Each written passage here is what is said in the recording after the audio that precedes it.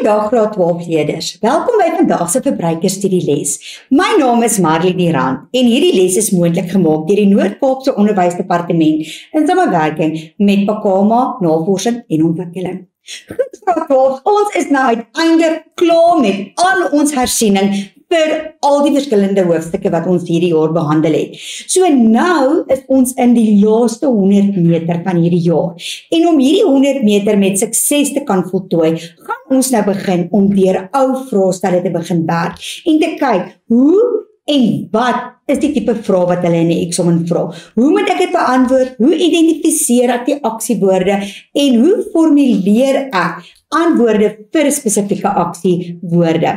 So vir ons eerste eksamen vraestel gaan ons bietjie kyk na die Mei-Junie 2024 vraestel. Voordat ons na die vraag gaan kyk, gaan ek eers 'n bietjie teorie met julle doen, net so 'n bietjie van 'n recap, sodat julle net kan onthou, en dan gaan ons na die vraag kyk. Wanneer ons by die tweede, derde en vierde vraestel kom wat ons gaan behandel, gaan ons nie elke keer 'n recap doen nie, maar ek wil graag met hierdie eerste vraestel 'n recap doen, net om seker te maak dat jy presies weet wat jy moet ken. Ons gaan ook bietjie kyk na ons eksamenriglyne en wat ons eksamenriglyne sê ons moet ken. Goed, so kom ons begin sommer vandag met die kort vraag. Nou, aan die einde van hierdie les moet alle leerders, elkeen van julle, enige kort vraag kan beantwoord. Maak nie saak hoe maklik of hoe moeilik nie. Onthou, die geheim van ons kort vraag is dat ons terminologie baie goed moet ken. Want as jy jou terminologie ken, kan jy enige kort vraag eintlik regtig beantwoord. Goed. So, kom ons kyk 'n bietjie na ons voorbereiding vir ons kortvraag. So wanneer jy na die verskillende kortvrae gaan kyk, hoe doen jy jou voorbereiding? Nommer 1, maak seker jy ken die leerplan en fokus op die hoofonderwerpe. So met ander woorde, ons het nou al gekyk na die ITP, ons het nou al gekyk na ons 5 hoofonderwerpe wat bestaan uit die verbruiker, voedsel en voeding, kleding, behuising en entrepreneurskap. So ons weet dit is ons 5 hoofonderwerpe. Goed, jy het nou al reeds klasnotas, jy het nou al reeds jou opsommings gemaak, jy het nou al reeds flitskaarte met definisietjies op, belangrike woorde wat jy moet onthou, wat hopelik nou al in jou kamer opgeplak is, in die gang opgeplak is, sodat wanneer jy verby dit loop, jy dit sommer kan opnoem en sien of jy dit wel ken. So dit is belangrik, want onthou, dit is waar die sukses van die beantwoording van ons kortvrae lê. Die tweede ding is, jy moet seker maak dat jy bondige notas het. Met ander woorde, kort, maar kragtige notas het vir elke onderwerp. Nou, ons het in hierdie laaste tyd, het ons elke keer wanneer ons 'n les gedoen het oor 'n spesifieke onderwerp, het ons kragtige notas gegee, en julle gaan ook sien, wanneer ons na die verskillende vrae gaan kyk, veral in hierdie Mei-Junie eksamenvraestel, het ek weer eens vir julle kragtige op die man af notas gemaak, wat julle gaan help om regtig dit te kan leer en seker te kan maak dat jy 50% vir jou eindeksamen kan kry. Goed, so dit is baie belangrik. Derdens, as jy nie iets kan onthou nie, assosieer dit met rympies, of assosieer dit met iets, sodat dit vir jou maklik is om te kan onthou. Soos byvoorbeeld, ek het vir die vetoplosbare vitamines, sê ek altyd, Anna Dik eet koek. Soos A-D-E-N-K, Anna Dik eet koek. Dis hoe ek altyd die vitamines, die vitamines met baie, wat meer vet inhoud het, onthou. Of as dit by ontwerpelemente en beginsels kom, het ek ook rympies, soos look simply stunning for Tom Cruise. Jy weet, so kry 'n assosiasie wat jy dit mee kan assosieer, sodat jy sekere terme kan onthou. So dit is nogal belangrik. En dan skryf vrae op die een kant van 'n kaart en die antwoord op die ander kant van die kaart. Dit is natuurlik soos 'n flitskaart wat jy moet maak. Nou ons het in 'n paar lesse terug het ons na die verskillende definisies gekyk vir elkeen van die afdelings. Daai gedeelte leen hom baie mooi toe om flitskaarte te maak en dan kan jou ma of jou sussie of jou pa of jou boyfriend of wie ook al vir jou dan die definisie gee en jy moet dan vir hulle die verduideliking gee of hulle kan vir jou die verduideliking gee en jy moet dan sê wat die definisie dit is. Dit werk eintlik baie lekker. Goed. Dan ook bespreek kortvrae met maats. So as jy nou geleer het en jy werk nou deur ou vraestelle en daar is 'n kortvraag wat jy nie verstaan nie of 'n kortvraag wat jy sy antwoord nie kan uitklaar nie, bespreek dit met jou maats, maak 'n klein studiegroepie en kom eenmal 'n week bymekaar en sê kom ons kyk na die vrae wat ek nie kon beantwoord het nie en dan sit saam as 'n groep en bespreek dit en dan partykeer gee iemand anders net 'n ander perspeksie van daai onderwerp en dan verstaan jy dit miskien partykeer ook net beter. Goed, identifiseer die onderwerpe waarmee jy die eerste sukkel en dan moet jy meer tyd daaraan spandeer. Nou, oor al die jare as ons dan nastiks doen en ons kyk waar lê die kinders se punte en waar doen kinders beter en in watter vrae doen hulle swakker, is dit altyd vir my baie kenmerkend om te sien dat die kinders ongelooflik sleg doen in die voedsel en voeding, kleding en behuising gedeelte.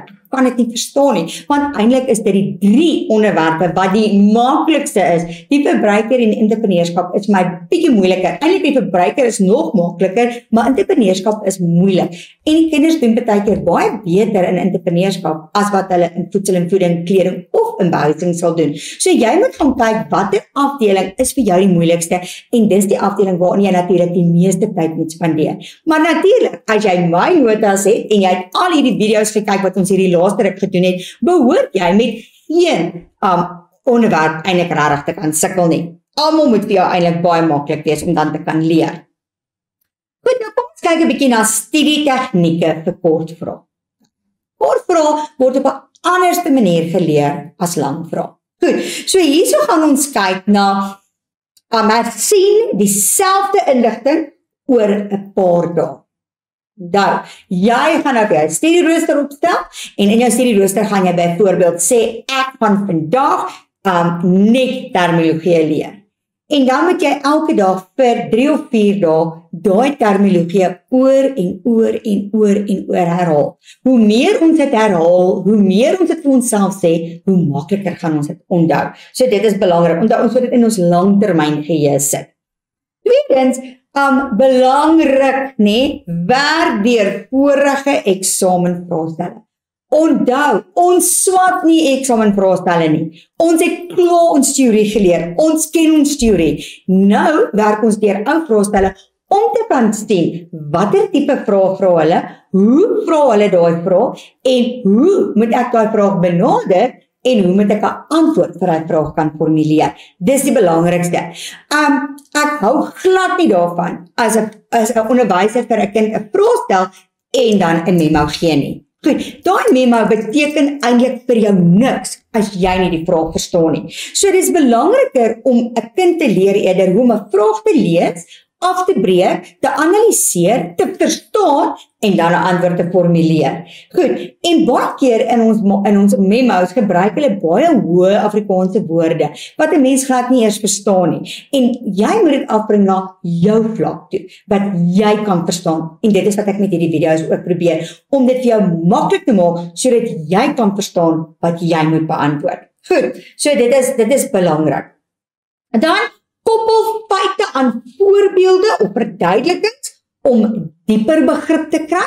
So dis hoekom dit ook belangrik is dat ons nuus kyk, dat ons na aktuelle programme kyk, want baie van hierdie nuus en op aktuelle programme praat hulle oor ons onderwerpe wat belangrik is vir ons. Ek meen hulle praat oor TIMO en Shein en die invoerbelasting en hoe hulle die invoerbelasting uitwerk en wat se impak Shein en TIMO op ons Suid-Afrikaanse klerebedryf het.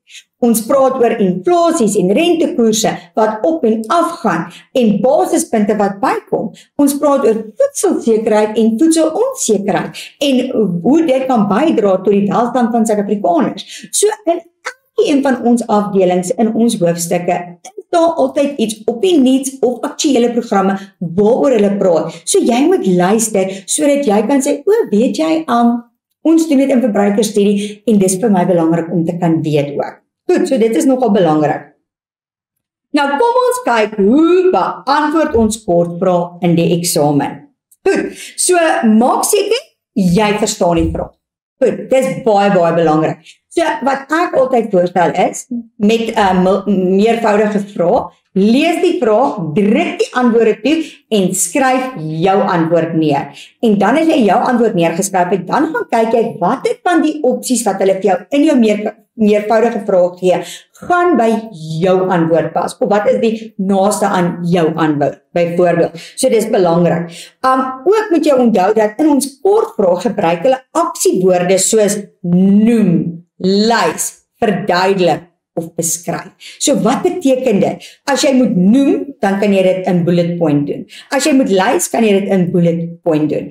As jy iets moet verduidelik, kan jy 'n stelling maak en dan moet jy daai stelling verduidelik. Jy kan nie net 'n stelling maak en dit los nie, want jy gaan nie punte kry nie. As hulle vir jou vra om iets te beskryf, dan moet jy baie meer vleis aan dit sit, want jy moet 'n goeie beskrywing gee, want die examiner wil sien of jy werklik daai tema ken wat jy dan moet beskryf en of jy werklik daai tema verstaan wat jy moet beskryf. So dit is nogal belangrik. Dan kortvrae vereis direkte, duidelike antwoorde. Goed, so as ons kyk na meervoudige keuses, jy moet net sê A, B, C of D. Geen verduideliking nie. Kolom A, kolom B, moet jy net sê A, B, C of D. As dit kom met gee een woord vir die volgende, is dit net een woord wat jy moet gee. So moenie lang onnodige sinne skryf nie. Dis op die man af, dis kort, dis kragtig en jy moet dit ken. En jy moet seker maak dat jy jou terminologie ken, want jy moet die regte terminologie gee. Anders gaan jy ook nie die punte kry nie. Goed, so dit is nogal belangrik. Dan gebruik vakterme waar moontlik is om te wys dat jy wel die inhoud goed verstaan. Goed, dit is hoekom terminologie vir ons so belangrik is. Beantwoord eers jou maklike vraag. Onthou, jy het altyd 10 minute leestyd voordat jy begin skryf. Gebruik daai leestyd om te kan identifiseer wat is die maklike vraag. En dan wanneer jy kan begin skryf, beantwoord altyd eers jou maklike vraag en dan gaan jy later terug na jou moeilike vraag toe. Moenie te veel tyd spandeer aan moeilike vrae as jy nie weet wat die antwoord is nie. Doen eerder die vraag wat jy kan doen sodat jy daai punte kan kry, as wat jy vashaak en ure of minute spandeer op 'n vraag wat jy in elk geval nie gaan regkry nie en in elk geval nie gaan punte bykry nie. Goed, nou as ons kyk na ons kortvraag, onthou ek het gesê ons kyk bietjie na Mei en Junie se vraestel 2024. Belangrik om te onthou, jou kortvraag tel altyd 40 punte. Nou as ons bietjie kyk na jou kortvraag, gaan jy sien dat jou kortvraag dek al die onderwerpe, so dis al 5 onderwerpe wat in jou kortvraag gevra word. Daar is altyd meervoudige vrae, daai meervoudige keusevraag wat gewoonlik 20 punte is. Dan kry ons ook natuurlik kolom A en kolom B. Nou hulle kan vir jou 2 vrae vra, hulle kan vir jou 3 vrae vra. Dit is gewoonlik so om en by 9-10 punte. Dan kry jy natuurlik een term vir die volgende beskrywing. Hulle kan dit ook vir jou oor 2 verskillende onderwerpe doen en dit tel ook gewoonlik so tussen 7 en 10 punte. En dan laastens kan hulle dan natuurlik ook vir jou 'n lys van goed gee en dan moet jy nou die korrekte antwoorde uit daai lys van goed kies. Nou dit kan hulle doen op behuising, hulle kan dit doen op kleding, hulle kan dit doen op entrepreneurskap, hulle kan dit doen op die verbruiker, op voedsel en voeding, hulle kan dit op enigiets van daai onderwerpe doen. Maar dit is die basiese tipe kortvraag wat hulle in die eksamen vir jou kan vra. So dit is waarna ons moet kyk en dit is die vraag wat jy moet kan verstaan. Goed. Meervoudige keusevraag, soos ek gesê het, is hulle gaan vir jou 'n stelling gee en dan gaan hulle vir jou 4 opsies gee en dan moet jy een van die regte opsies kies. Nou vir my is dit regtig makliker as jy die antwoorde toedruk, die stelling lees, jou korrekte antwoord neerskryf langs die vraag of langs die stelling en dan gaan kyk na wat is die opsies wat hulle vir jou gee, want dan is dit maklik om dit te kan identifiseer, watter is reg en watter is verkeerd.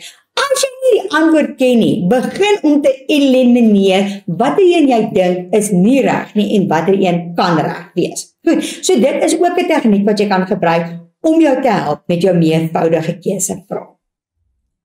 Nou ja, kom ons gaan kyk of jy hierdie vraag kan beantwoord. So, kom ons kyk nou eers na die instruksie van die vraag. Nee, dit sê hier, verskeie opsies word as moontlike antwoorde op die volgende vraag verskaf.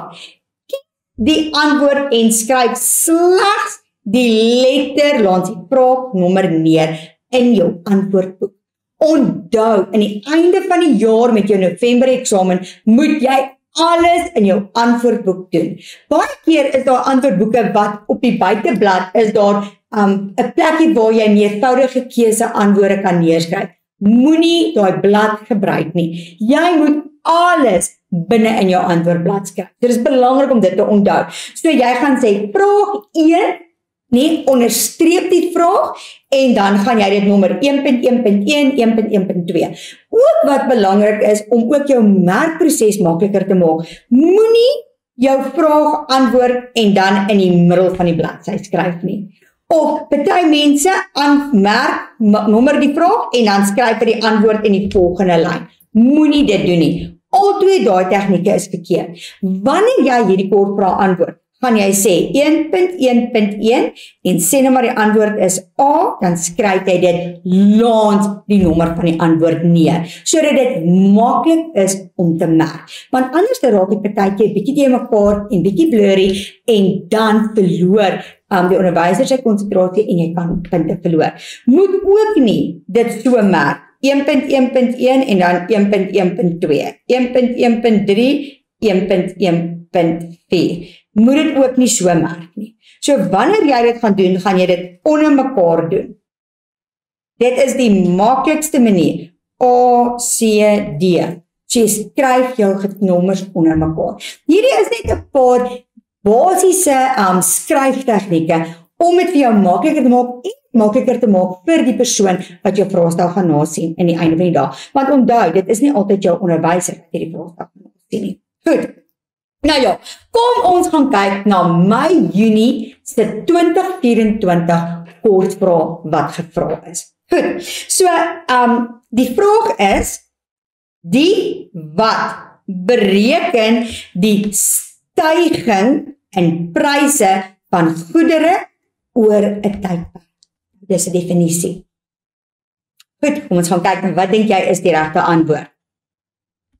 Die Suid-Afrikaanse Inkomstediens, die Suid-Afrikaanse Reservebank, Johannesburg Sekuriteitsbeurs, Verbruikersprysindeks. Sê, wat bereken die stygings in pryse van goedere oor 'n tydperk? Onthou, hier het ons gepraat van ons verbruikersmandjie. Wanneer jy van jou verbruikersmandjie praat, ek het verlede jaar hierdie tyd hierdie 5 items gekoop, hierdie jaar dieselfde tyd koop ek die 5 items, daai items is duurder, so in 'n jaar se tyd het die prys met soveel opgegaan. Sodra ons van die verbruikersmandjie praat, van watse onderwerp praat ons hier?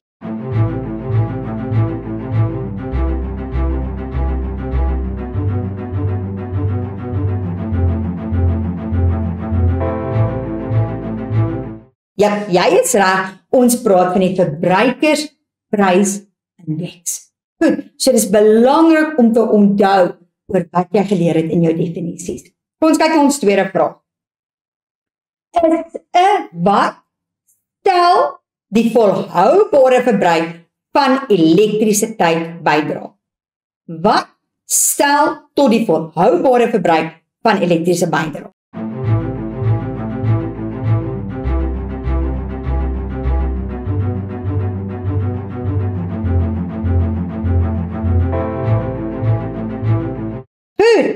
Is dit 'n elektriese geyser? Nee. Is dit 'n songeyser? Ja. Is dit 'n elektriese stoof? Nee. Is dit 'n elektriese en gasstoof? Nee. Want onthou, elektrisiteit is nie volhoubaar nie. So wat is hier? Die enigste een wat volhoubaar is dis nommer? Ja. Nommer B. Songeyser. Goed. Dan kom ons kyk na vraag 1.1.3. Max het die verkoper wat geweier het om terug te betaal hof toe geneem en die verkoper is deur 'n wat kwytgestel. Max het die verkoper wat geweier het om hom terug te betaal hof toe geneem en die verkoper is deur wat kwytgestel. Is dit deur 'n vrystellingsklousule vrygestel? Onbillike sakepraktyk, uitvisting en swendelskemas of 'n afkoeltyd.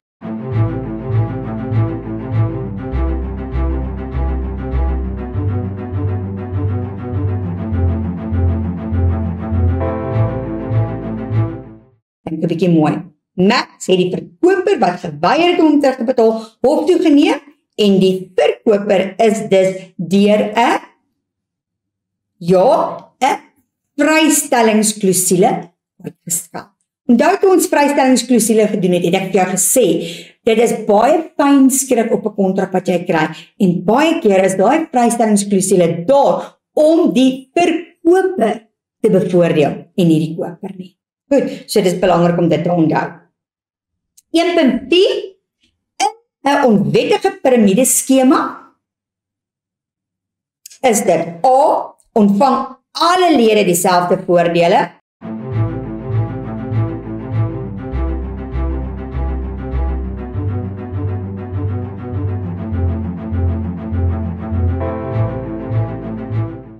Nee.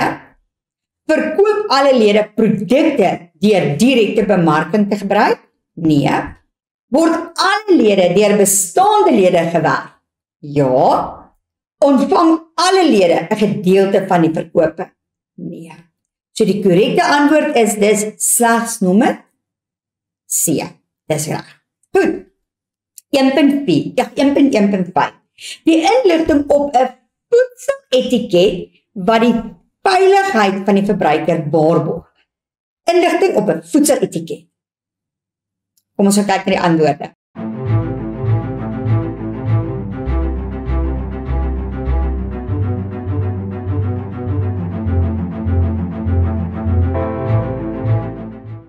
A. Vervaardiger se naam. Ja.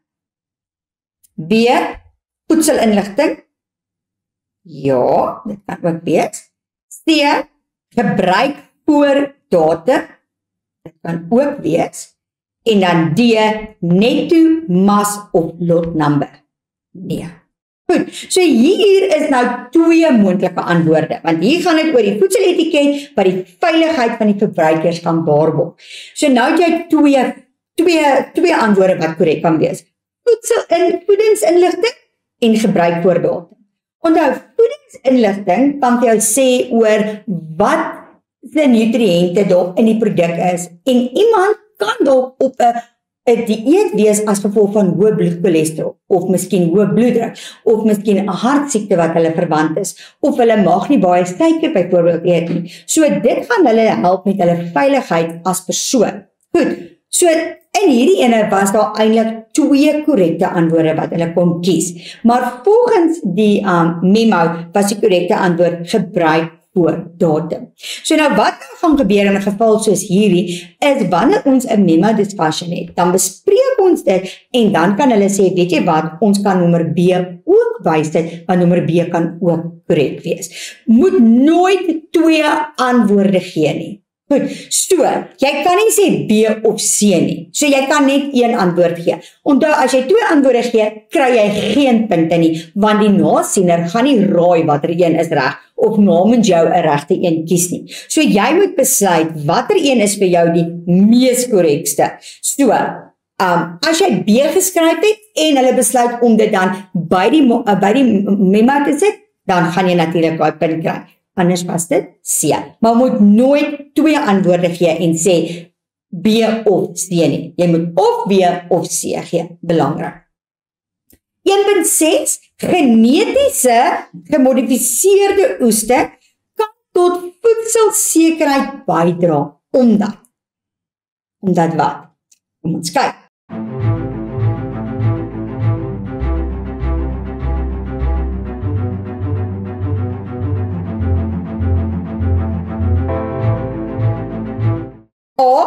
'n groter weerstand teen siektes het. Ons weet dit is korrek. Organies geproduseer word. Ons weet dit is nie reg nie. Nie mikroorganismes bevat nie. Ons weet ook dat dit is ook nie korrek nie. En 'n hoë proteïene inhoud het. En ons weet dit is ook nie korrek nie. Goed, so met ander woorde, die eerste en die enigste beantwoording of korrekte antwoord is dus nommer A. Groter weerstand teen siektes het. Wanneer ons dit geleer het en ons het na die definisies gaan kyk van gemodifiseerde oeste en ons het na die voor- en nadele gaan kyk, was dit van een van die eerste dinge wat ons geleer het. 1.7 Nancy het 'n hoë cholesterolvlak. Evalueer die volgende opsies en kies die een voedselsoort wat vir haar geskik is om te eet. 'n Hoë cholesterolvlak.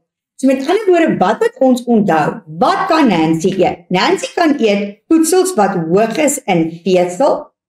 Sy kan eet voedsels wat hoog is in onversadigde vette. Sy moet voedsel eet wat laag is in LDL cholesterol. Voedsel wat laag is in versadigde vette. Goed, so dit is wat ons moet onthou. Nou kom ons gaan kyk, wat se opsies gee hulle hier vir ons.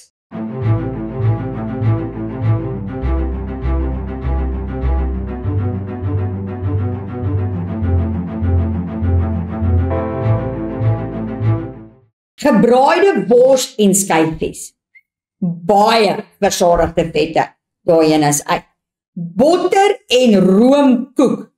Versadigde vette. Gebakte hoender sonder die vel en gestoomde groente. Goed, so hierdie is 'n gesonde gaarmaakmetode. En jou gestoomde groente bevat sommer ook baie vesel. En dan spek en kaas omelet. Spek, versadigde vette. So met ander woorde, wat van hierdie opsies is vir Nancy die beste met haar hoë cholesterolvlakke? Die korrekte antwoord is dus nommer C.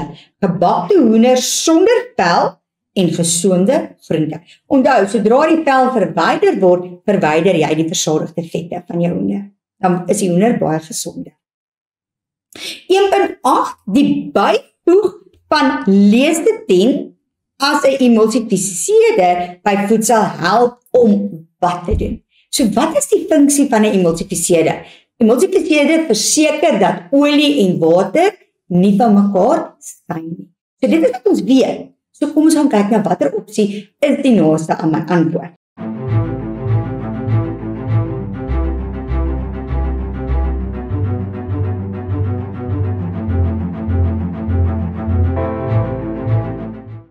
Nommer A, kristalvorming te voorkom. Nee. Die voedingwaarde te verbeter. Nee. Voedsel 'n sekere kleur te gee. Nee.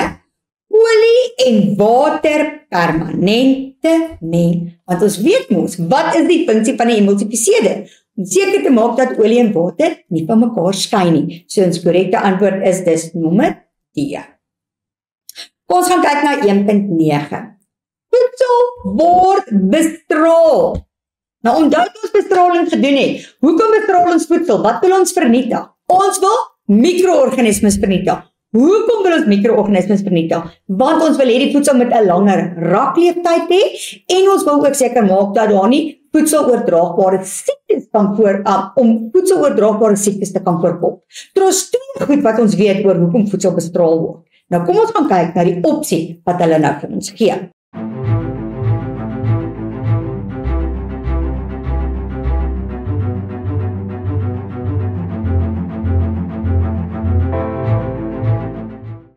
Nommer A, geur by vrugte en groente te voeg.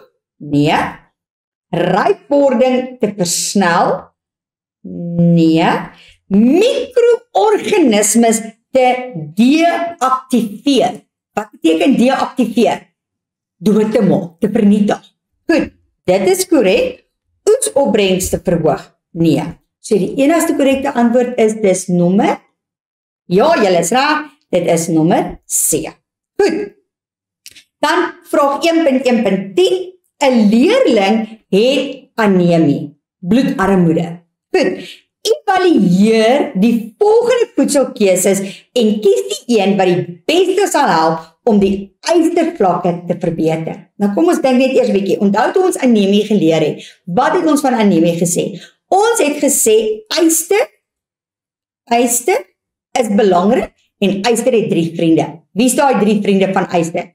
Cholinsuur, Vitamine C en was yster, cholinsuur, Vitamine C en Vitamine B12. Dit is mos die belangrikstes, nee? Dan het ons mos nou ook gesê wanneer ons aan anemie ly, moet ons dan nou met ander woorde voedsel inneem wat meer yster bevat, maar ons kan ook voedsel inneem wat Vitamine C bevat, want Vitamine C help met die absorpsie van yster. Goed, kan jy nou sien hoe bring jy jou teorie in wat jy in voedsel en voeding geleer het? Goed, nou kom ons gaan kyk wat gee hulle vir jou. Nou hulle wil weet watter een van hierdie keuses gaan ons ystervlakke verbeter.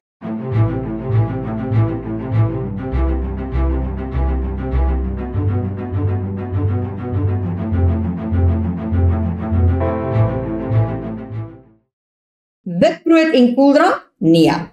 Spinasie en rooi vleis, maar rooi vleis.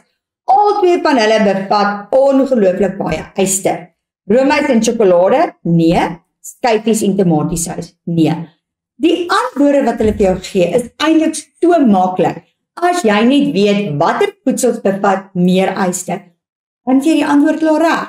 So die enigste korrekte antwoord is dis nommer B. Goed, ons is halfpad met ons meervoudige keuse. Nou kom ons bietjie by kleding. Goed, nou sê dit hier, bestudeer die prentjies hieronder en beantwoord vraag 1.1.11 en 1.1.12. So hierso het ons nou 4 verskillende langbroeke. Ons kyk 'n bietjie, broek 1 is 'n heupbroek, soos in Engels sal ons praat van 'n hipster met baie pype. Broek B het 'n belt wat om die middellyf vasmaak en ook die pype onder is baie. Broek C, sakke aan die kante onder die middellyf en gekrepelde pype onder die knie. En dan broek D het 'n belt op die middellyf, 'n bo-stiksel op die middelvoulyn en noupassende pype. Goed, so dit is die beskrywing van die 4 langbroeke wat hulle vir jou gee. Nou kom ons gaan kyk na ons vraag. Nou vra hulle hier vir jou, die broek wat die geskikste is vir iemand met breë heupe. So as jy breë heupe het, wil jy glad nie enige aandag op jou breë heupe fokus nie. Goed, so met ander woorde as ons nou kyk, hierdie het wye pype, daar is 'n bel, daar is sakke op, so watter een dink jy gaan vir jou die beste wees om jou breë heupe weg te steek? Gaan dink 'n bietjie, ek gaan jou so 'n paar sekondes gee.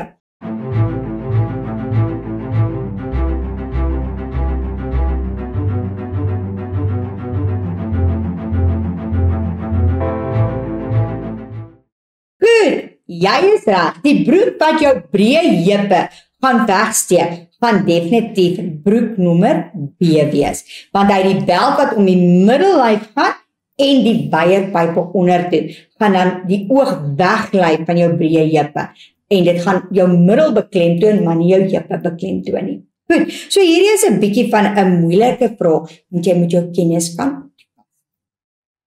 Dan nommer 12, die broek wat mees waarskynlik 'n kort persoon langer sal laat vertoon. Goed, so ek vat 'n raai, dit sal wees broek nommer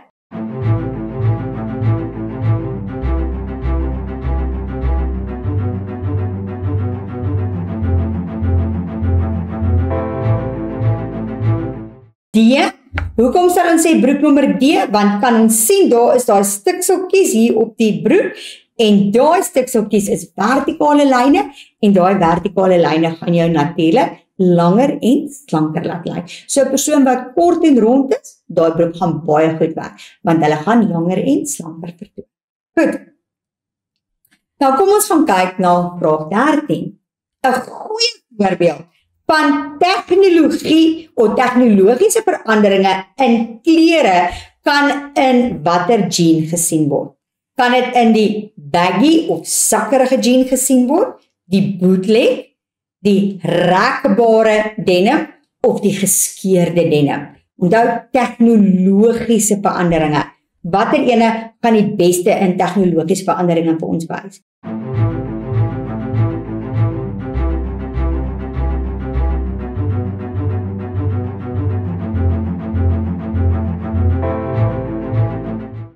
Ja, jy is reg. Dit is natuurlik die rekbare broek. Want onthou, jare terug was daar nie rekmateriaal nie. Vandag het hulle nou hierdie rekbare materiaal wat volgens jou liggaam se vorm gaan rek. En as jy maar is, pas hy jou en as jy bietjie gewig optel, dan gaan hy jou ook pas. So dit is tegnologiese veranderinge.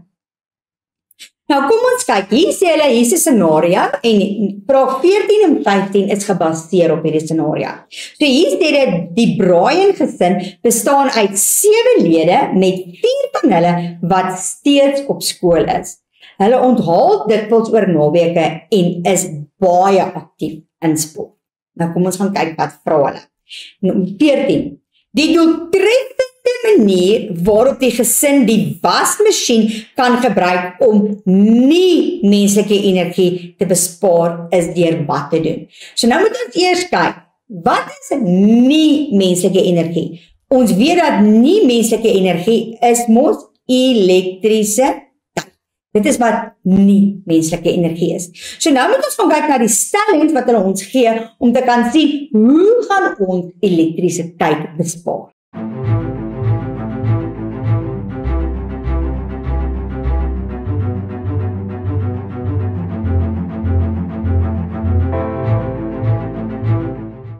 Goed, so ons gaan kyk. Nommer A, 'n warmwater siklus te gebruik.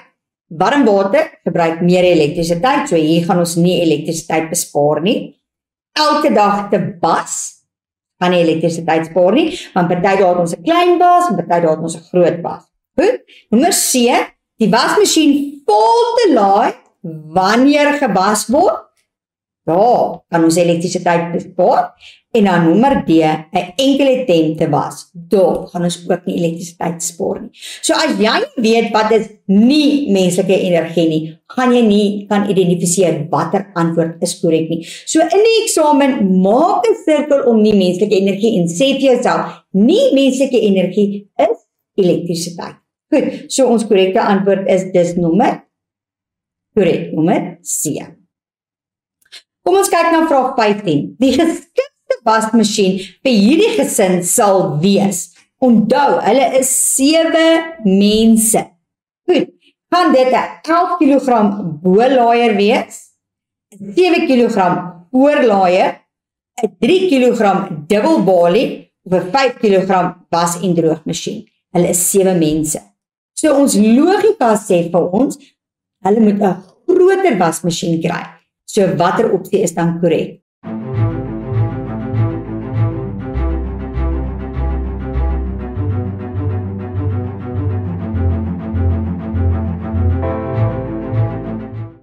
Jy is reg. Die opsie wat korrek is nommer A, die 11 kg boelaier. Nou kom ons kyk na vraag 16. Nou is ons hier. Nou is ons aan die laaste 4 vrae en hierdie laaste 4 vrae is natuurlik gebaseer op entrepreneurskap. So hier moet jy jou entrepreneurskap baie goed ken. Wat beheer help besighede met die vervaardiging van produkte volgens die vereiste standaarde? Kyk, wat beheer help besighede met die vervaardiging van produkte volgens die vereiste standaarde? Is dit voorraadbeheer? Is dit gehaltebeheer? Is dit finansiële beheer? Of is dit tydbeheer? Onthou, ons wil vereiste standaarde hê. So wat se beheer gaan dit wees?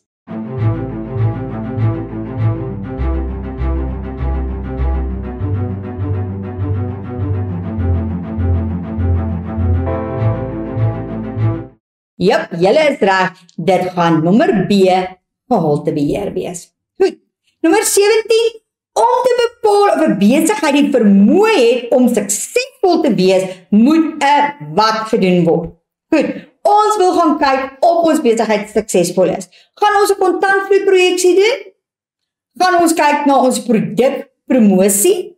Gaan ons marknavorsing doen? Of gaan ons 'n uitvoerbaarheidsstudie doen? Onthou hierdie uitvoerbaarheidsstudie toe ons dit gedoen het ons gepraat van 'n finansiële uitvoerbaarheidsstudie. Goed, onthou jou finansiële uitvoerbaarheidsstudie bestaan uit jou SWOT-analisis. Waar ons kyk na jou sterkpunte, jou swakpunte, jou opportunities en dan natuurlik jou bedreigings. Goed, so, om te bepaal of 'n besigheid die vermoë het om suksesvol te wees, gaan ons kyk om wat te doen.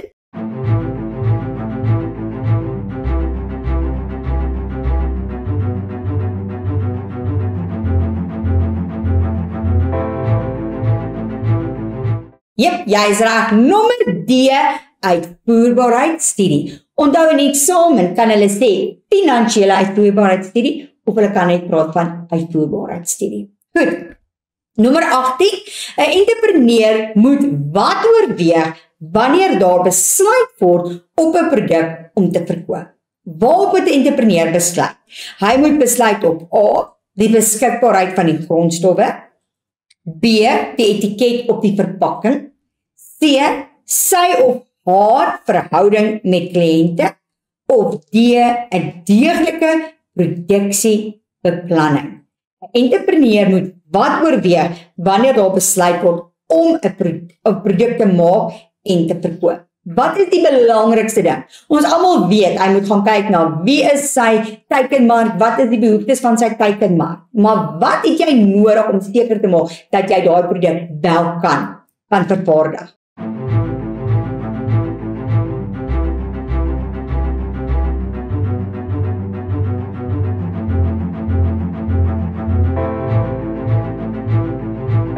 Ja, jy's reg. Nommer A, die beskikbaarheid van grondstowwe. As daar nie grondstowwe is nie, kan jy nie jou produk maak nie. As jy jou grondstowwe moet invoer van oorsee af, dan gaan jou produksiekoste soveel meer wees en dan moet jy jou verkoopprys soveel meer maak. Goed, so dis belangrik om dit te onthou. Nommer 19, die gebruik van wat verseker dat 'n besigheid 'n volhoubare produsent is. Die gebruik van wat? Wat beteken volhoubaar? Volhoubaar beteken ons gaan omgewingsvriendelik wees. Ons gaan ons hulpbronne moet beskerm sodat ons dit kan hê vir ons toekomstige generasies ook. Goed, so nou gaan kyk ons na wat gee hulle hier vir ons. Onthou, volhoubaar beteken omgewingsvriendelik. Maar kom ons gaan kyk na die opsies wat hulle ons gee.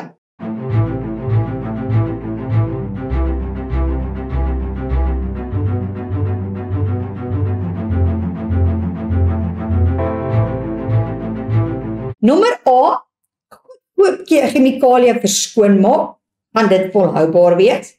Bekostigbare, bio-afbreekbare verpakking, dit klink vir my volhoubaar. Regeneratiewe ingevoerde grondstowwe, dink aan al daai ligbesoedeling, plaaslike nie hernubare hulpbronne. Met ander woorde, goed wat ons nie kan afbreek nie, goed wat ons nie kan hergebruik nie. So ons enigste beste opsie sal wees nommer B. Goed, want dit is die bekostigbare bio-afbreekbare verpakking. Bio-afbreekbaar was eintlik jou sleutel om vir jou te sê dit is die korrekte antwoord. Goed, en hier is ons laaste multikeuse vraag. Musta se besigheid is winsgewend omdat hy by die huidige neiging hou. Hy hou by die huidige neiging deur wat te doen. Kom ons gaan kyk wat gee hulle vir ons. Nommer A, jong werkers te huur. B, mededingende pryse te vra. C, aktief op sosiale media te wees. Of D, baie ure te werk. Musa se besigheid is winsgewend omdat hy by die huidige neigings hou. Hoe word besighede vandag geadverteer? Hoe weet jy van nuwe produkte? Hoe weet jy van nuwe besighede? Waar sien jy dit? op sosiale media. Almal post alles op Facebook, Instagram, op Twitter. Nee, daar is soveel, as daar iets niets op die mark is dit onmiddellik beskikbaar op sosiale media.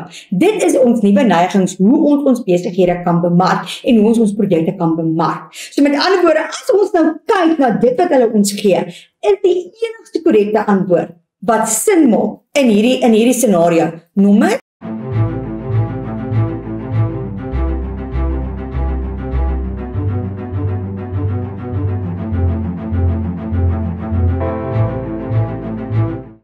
Ja, jy's reg. Nommer C, aktief op sosiale media te wees. Goed, dis al hoe mense vandag weet van besighede en weet van produkte. Goed, so kan jy sien hoe maklik dit eintlik is om 20 uit 20 vir hierdie tipe vraag te kry. Dit was basies een moeilike vraag en dit was by die kleding met daai verskillende broeke wat jy moes geïdentifiseer het watter ene gaan nou die mees geskikte wees vir die breë heupe. Ek sal nou wragtig dink dit was nou die moeilikste vraag wat in hierdie 20 vrae was. Goed, so jy moet ten minste 19 uit 20 of 20 uit 20 kon gekry. Goed. Kom ons gaan kyk nou na ons volgende vraag. Dis nou kolom A en kolom B. Goed, so kom ons kyk na wat is my tips vir jou wanneer jy hierdie vraag gaan beantwoord. Lees die vraag baie mooi en verstaan wat hulle van jou vra in elke vraag. Kyk mooi na al die opsies en dan begin jy uitsoek watter opsie pas die beste by watter terminologie of voorbeeld wat hulle vir jou gee. Elimineer wat nie korrek is nie. Weereens, as jy jou terminologie ken en jy kan dit toepas, kan jy hierdie vraag baie maklik beantwoord. Nou kom ons gaan kyk na die twee kolom A, kolom B vraag wat hulle in hierdie vraestel gevra het. Hier sê hulle, pas die verduideliking, ek het dit nogal gehighlight, pas die verduideliking in kolom B by die tipe belasting in kolom A. So hier sê dit vir ons, hierdie vraag gaan oor belasting. Hulle gaan vir jou tipe belastings gee en dan gaan hulle vir jou verduideliking gee. So jy moet jou belasting se terminologie goed ken. So kom ons gaan kyk hoe goed ken jy dit. So nou kom ons lees eers. Die tipe belasting wat hulle vir ons gee is LBS, lopende belasting wat ons gaan betaal, brandstofheffing, aksynbelasting, BTW en voorlopige belasting. Goed. Nou kom ons gaan kyk na dit wat hulle nou vir ons gee. Nommer A, daai A-kie moet nie daar wees nie, word 2 keer per jaar betaal. Wat se belasting word 2 keer per jaar betaal? As ek nou moet raai, sal ek sê voorlopige belasting. Ek my definisies ken. Goed. Nommer B, betaalbaar op vinnige, bewegende, nie noodsaaklike goedere. Goed.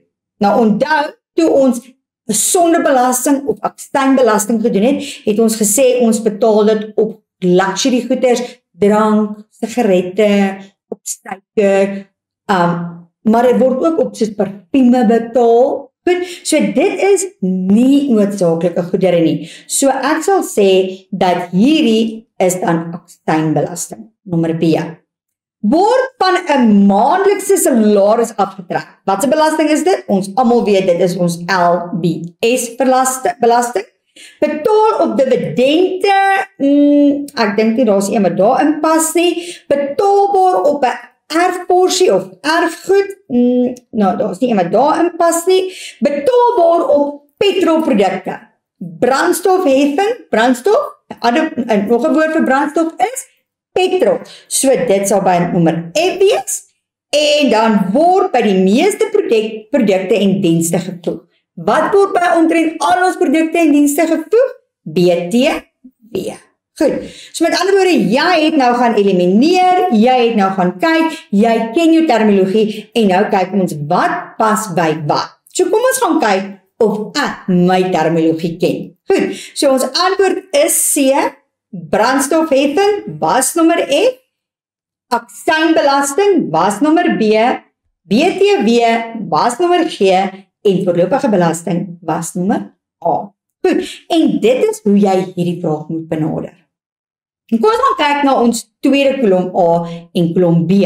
Hier praat ons van die funksies in kolom B wat by die voedselbymiddel in kolom A pas. Goed, so hierdie ene is op voedsel van toepassing, dis voedselbymiddels met hulle funksies. So kom ons gaan kyk, hoe lyk hierdie vraag? So hier gee hulle vir jou swaaldioksied, natriumbensonaat, nitrate, kalsiumpropenaat. Goed, so dit is nogal moeilike voedselbymiddels. Dan gee hulle vir jou nou jou opsies. So daar is, waar A moet weg wees, preserveer die tekstuur van voedsel, nommer B, preserveer geprosesseerde vleis, C, voorkom die groei van mif op gebakte produkte, D, voorkom die verbreining van droë vrugte, E, preserveer die geur van voedsel, en F, bemoeilik bakteriese groei in vrugtesappe. Nou onthou toe ons hierdie geleer het ons gesê, as jy ietsie weet van geprosesseerde vleis, dan praat ons altyd hier van nitrate. Goed, dit kan ek definitief onthou. Goed, nou kom ons gaan kyk.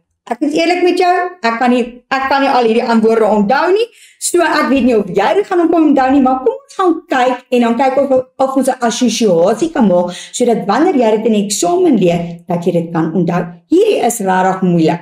Wanneer dit kom by die voedselbymiddels, en hulle vra vir al die preserveermiddels, dit is moeilik, want daar is baie wat jy moet ken. Goed, so swaaldioksied, se korrekte antwoord is nommer D, voorkom die verbreining van droë vrugte. So swaaldioksied moet jy dan assosieer met verbreining. As jy dit kan onthou, verbreining, assosieer dit daarmee. Goed, natriumbensonaat is nommer F. Dit gaan oor die bemoeilijking van bakteriese groei in vrugtesappe. So as jy natriumbensonaat sien, moet jy dink aan vrugtesappe. Dis belangrik. Nitrate was nou maklik, want dit is nommer B, want daar fokus ons op vleis, geprosesseerde vleis, en dan kalsiumpropenaat is nommer C, hier gaan dit oor die gebakte produkte, die groei van die mif op die gebakte produkte.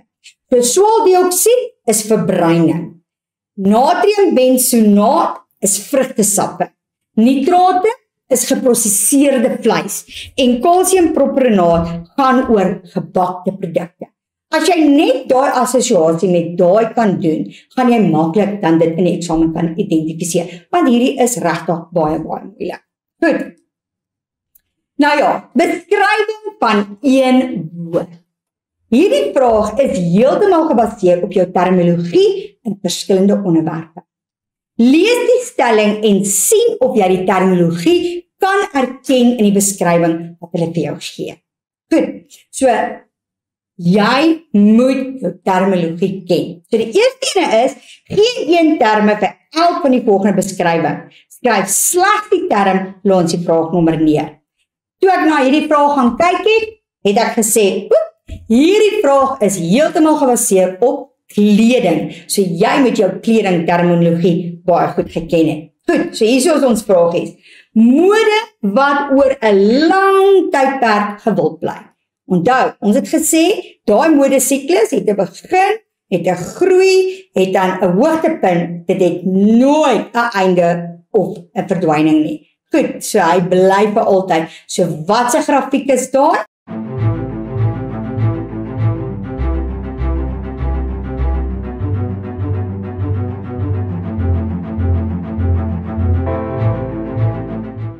Ja, jy is reg, dit is jou klassieke mode. So as jy onthou, hy loop so. Goed, verseker dat mode gedurig beweeg en verander. Wat verseker dat die mode gedurig beweeg en verander?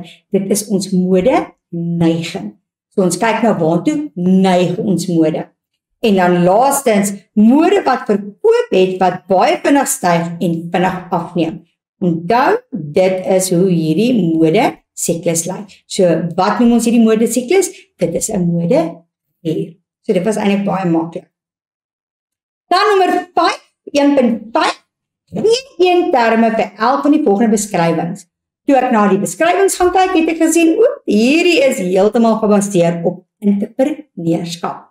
Goed, hulle is baie lief om kleding en entrepreneurskap vir hierdie tipe vrae te vra. En die verbruiker gebruik hulle ook baie keer. Die presentasie wat by jou kosprys van goedere gevoeg word. Wat noem ons daai presentasie? Onthou ons het gepraat van hulle 'n presentasie by iets bysit, noem ons dit 'n winsopslag. Kyk, die presentasie wat by die kosprys van goedere bygevoeg word, hierdie is 'n sommetjie wat ons doen met entrepreneurskap. 'n Voorspelling oor wat kan gebeur as die produk swak verkoop. 'n Voorspelling. So wat noem ons daai voorspelling? Ons praat van 'n slegte verkoop scenario.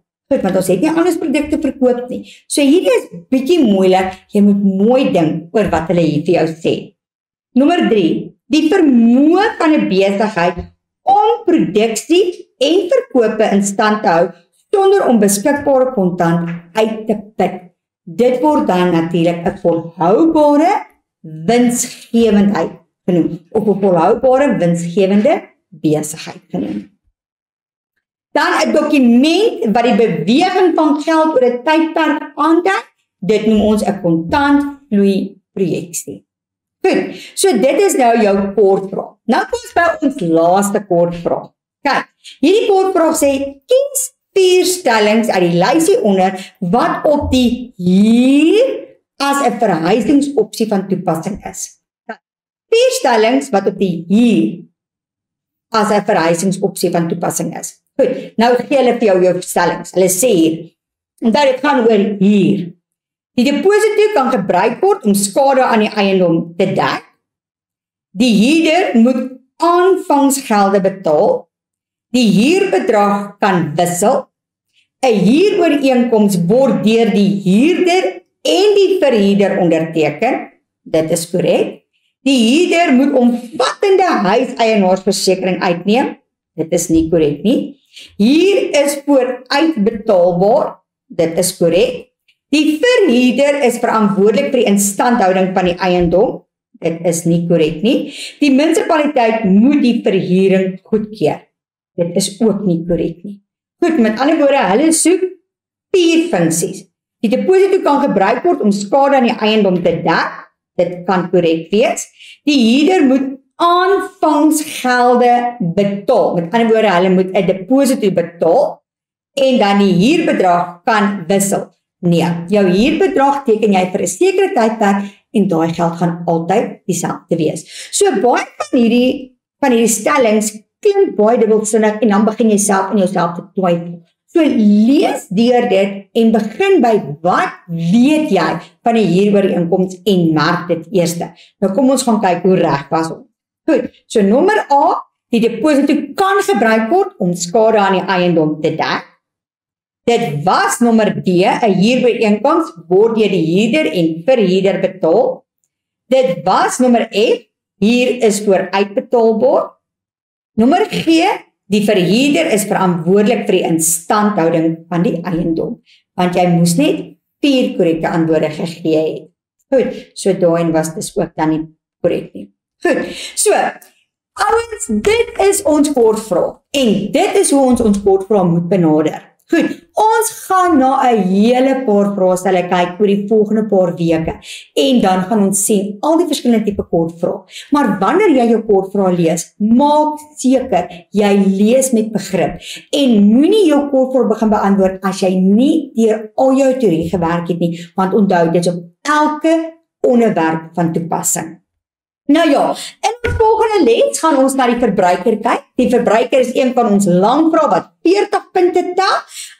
En in hierdie les gaan ek jou leer oor hoe identifiseer jy jou aksiewoorde, hoe maak jy seker jy verstaan wat in daai vraag gevra word en hoe formuleer jy dan 'n antwoord om seker te maak dat jy jou punte gaan kry. Baie dankie dat julle vandag se les bygewoon het. Ek het dit ongelooflik geniet om my kennis met julle te deel en ek hoop dat hierdie tips wat ek vir julle gegee het oor hoe om kortvrae te beantwoord, julle gaan help in julle eindeksamen. Totsiens.